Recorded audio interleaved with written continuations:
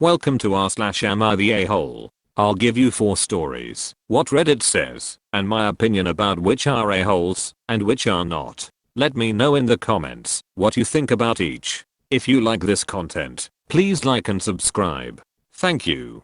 Story number 1. Am I the a-hole for uninviting my sister to my wedding for what she told my fiancé? Male 27 says, my fiancé female 25 has an obvious permanent burn scar from an accident that caused her mother, her only parent, to pass away from injury. My fiancé had a long recovery. It's been 7 years. The scar is on her collarbone. It goes down her chest but isn't showing. Unless she's wearing scoop/square tops. She often wears hoodies/jackets to cover up. She puts this cream on. I don't know what ladies call it, but it's supposed to tone skin color or something. I'm not sure, but my fiancé calls it foundation. That is 1 degree brighter than her skin color. I absolutely adore her. She's pretty, smart, ambitious, and the list goes on. What happened was unfortunate, and I'm glad she's at peace with herself and more confident. My family loves her. How can they not? She's a member of the family. My mom makes sure she takes part in every family function. And things like shopping and decorating and other things. However, my sister made comments about my fiancé's scar several times. I've called her out on her behavior several times to get her to stop because she was hurting me before my fiancé with her backhanded and insensitive comments. I told my fiancé she had every right to cut my sister out and not deal with her bullshit, but she has been forgiving and respectful of my entire family. Our wedding is in February. My fiancé went shopping for the wedding dress. This is where the issue started. My fiancé showed the wedding dress to my sister. I didn't see it, but I was told it was a spaghetti strap dress. My fiancé likes this stuff. Anyways, my sister saw it and went nuts. She started criticizing her choice and said that she should have gotten a high neck or a jewel wedding dress to cover up the scar. She argued with my fiancé about it. I went to my family's house and I confronted her. I yelled at her after she told me my fiancé needed to return the dress and get a proper one so that guests won't focus on her burn scar and use it as the topic of conversation and gossip. I told her that she's not invited to our wedding. She isn't welcome to my wedding with this entitled attitude of hers and her insensitivity and disrespect. We argued for half an hour, then I left. In exactly an hour, my mom and dad called and berated me saying my sister was crying after I uninvited her and that I had no right to uninvite her. She's my sister and was just trying to help out and give an advice and avoid any unnecessary drama at the wedding. My mom said my fiancé can keep the dress, but suggested to wear a bridal shawl as a neutral solution. I stopped responding to my mom's calls and texts after that. Family members were upset my sister was uninvited and wanted me to invite her again because this will make family look bad in front of outsiders and guests. My opinion. Reddit says, not the a-hole. I disagree. Some people have no filter, which his sister is obviously one of those people. I'm sure she felt she was being helpful. I would just have told the sister to be quiet about the scar and leave it at that. People at the wedding will be too busy having fun to worry about the bride's scar. He should invite her back and put this drama behind them. Story number 2. Am I the a-hole for not letting my mother-in-law meet our baby before she died? Me, 29 female, and my husband, 32 male, had our daughter a few months ago.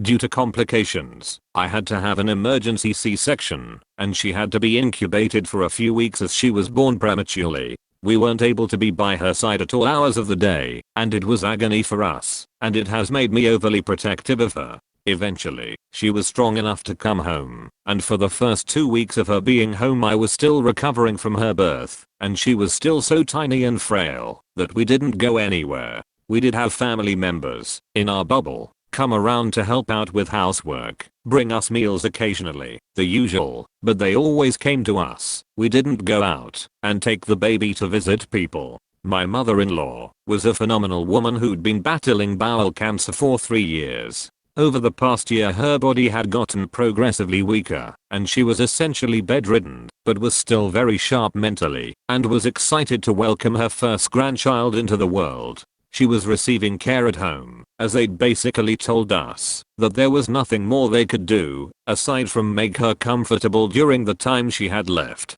We knew it was coming eventually, we just didn't know when. Understandably, my husband was eager to take our daughter over to his parents' house so they could meet her properly, but the thought of taking her out on a trip that wasn't absolutely essential, that is healthcare related, made me anxious. I didn't go over to visit while I was recovering, but he visited mother-in-law regularly alone. I was just apprehensive about him taking the baby and hated the thought of being apart from her again after what we'd been through, even though it'd only be for a few hours. I told him that I wanted our little girl to meet her grandparents so much, just not yet, hang on a little bit longer. Sadly, mother-in-law ended up passing away before we could take our daughter around to meet her. We are all heartbroken, and the grief has hit my husband hard.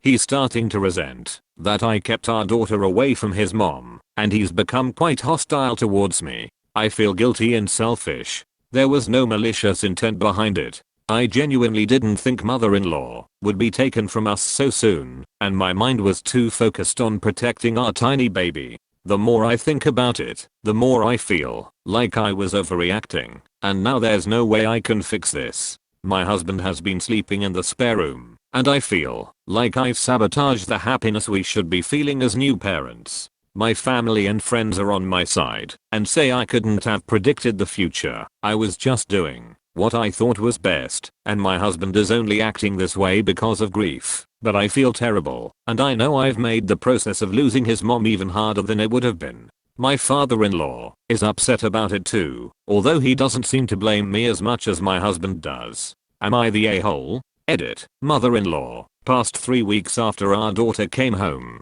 Edit 2. My anxiety at the time was not pandemic related. It's a factor, yes, but wasn't my reason. It was more to do with separation anxiety. I know it's not a good reason either, and I should have just gone with them. I was just reluctant to leave the house once we were all home, after not allowing myself to recover properly after the C-section due to constant visits to NICU. My opinion. Reddit says a-hole, but I wholeheartedly disagree. In nature, you don't want to get between a mother bear and her cubs. The bond is so strong that the mother's only focus is her offspring in those first few months. She felt she was being protective. There was no ill intent here. Does it suck? That's a big yes. I would not ostracize the mother for what she did. She probably already feels bad enough, and she should be focusing on the child and not family drama. Story number 3. Am I the a-hole for being frustrated that my girlfriend doesn't work hard at her job and gets paid nearly twice as much as I do? My girlfriend and I both work in tech. She's a safety validator for software, working at a consulting firm, and I'm doing network infrastructure support. When we both worked in different offices, I didn't know much about her day-to-day life at work. I knew she made a lot more than me, $120k to my $66k, and she credits a lot of that to job hopping. She's 25 and has had 3 full-time jobs since college. I've been at one place since college. But since we've been working from home, I've seen a lot of her daily schedule, and hers versus mine are really different. She gets up at 9:15 to drag herself into the home office for her 9:30 to 10 daily meeting. After the meeting she goes and showers and has breakfast from about 10 to 10:45, answering a few Slack messages and emails on her phone, but mostly just listening to podcasts and eating and doing her morning routine. Then she works till noon and takes a lunch break from noon till 1. Then she works from 1 to 4, often having meetings or working on her own stuff. And at 4 will spend an hour or so doing household chores and stuff, while keeping an eye on her phone to answer emails. And outside of 9 to 5, she blocks work-related messages from her phone. So basically, she actually works about 4.5 hours daily and does her own thing for about 2 hours, just paying enough attention to reply to emails that come in. I basically work non-stop 8:30 to 5 or 6 p.m., working 8.5 to 9.5 hours a day. I don't take breaks in the workday to shower or eat breakfast and lunch or do household chores. And a few weeks ago, I got kind of frustrated with her for basically hardly doing anything for her job at all, and that they were overpaying her if she was spending half the day slacking. She got frustrated with me and said that they hired her for her knowledge and it wasn't my place to say what her time was worth, that if her boss and CEO saw the work she produced and chose to pay her what they chose to pay her, that it wasn't my place to undervalue her because I was being jealous, and that she picked her job instead of one that might pay better because she wanted a good work-life balance. She was sick of wasting her life away at work that was a lot more demanding. I said that she was being a little privileged. Not a lot of people can just choose to make six figures and wander off from work for practically half the day, and that all I was saying was that she was working half as hard as a lot of people who earn a lot less. She got mad at me and said that it's not up to me to decide what her time is worth. Am I the a-hole for what I said about my girlfriend's work ethic? My opinion, I'll have to agree with Reddit on this one. Big time a-hole. This boy needs to realize life is not fair. Do you think it's fair that a guy who happened to grow to be 7 foot makes millions in the NBA while a 5 feet 7 inch guy has to work at a 9 to 5 job because nature didn't bless him with height? Henry Ford designed an automobile for the masses and made millions. Do you think he was on the line helping put those cars together? Nope. He probably didn't lift a finger. If the boy chose a career that makes him work hard, those are the breaks. If he has an issue with it, he should go back to school, start over, and try something else. Story number 4. Am I the a-hole for walking out with my girls when my mother-in-law excluded them from a family photo album? I'm 36, mother of 2 girls, 9 and 5. I met my now fiancé, 38, 2.5 years ago. He's a good man, treats my girls well and loves them. Future mother-in-law is a generous lady, truth be told. His family are respectful and helpful. We visit them a lot. After we got engaged, I pretty much considered this my extended family. However, my mother-in-law tends to do things that either intentionally or unintentionally hurt my feelings. For example, when there's a family dinner at a restaurant, we are not invited. On Christmas my girls didn't receive anything from her, while other kids in the family got gifts and cards. Also, all the kids in the family get a trip once a month, but my girls never participate. Mother-in-law's excuses were I forgot. This week, my future mother-in-law was doing a family photo album and was gathering family pictures from everyone. Sister-in-law and her kid/brother-in-law and his kids and so on. She called and asked if I could send her some pictures. I thought that was nice of her. I sent them pretty much after my call with her ended. We were invited to her house. The entire family was there to look at the photo album because it was complete. We took turns to look at it, and when it was mine and my girl's turn, I was stunned. Turned out she picked the pictures that had just me and her son, not my girls. Although we took a ton of pictures with the 4 of us. My girls were excited wanting to see the album, then asked why their pictures weren't there. I didn't even want to think about how they'd feel. I was caught off guard.